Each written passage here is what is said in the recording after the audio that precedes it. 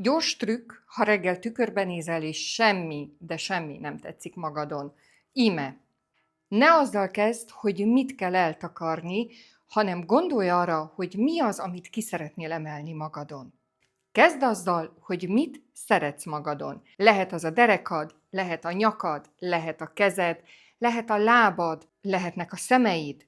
Bármi, de találj egy olyan pontot, amit szeretsz, és kezd azzal a szettet felépíteni. Hogyan? Ha a derekadat szereted, tegyél fel egy izgalmas övet. Ha a válladat, válasz egy újatlan felsőt. Ha a lábaid tetszenek, vegyél egy szoknyát vagy egy izgalmas színű mintájú cipőt. Ha netalántán az arcodat szeretnéd kiemelni, tegyél izgalmas fülbevalókat, nyakéket, vagy miért ne egy kendőt a hajadba. Ez nem a tökéletességről szól, hanem rólad. Arról, hogy érezd jól magad a bőrödben minden egyes nap, még a nehezebb napokon is. Ez az apró fókuszváltás magabiztosságot is fog adni, és hidd el, mások is észre fogják venni, de te is sokkal jobban leszel a bőrödben.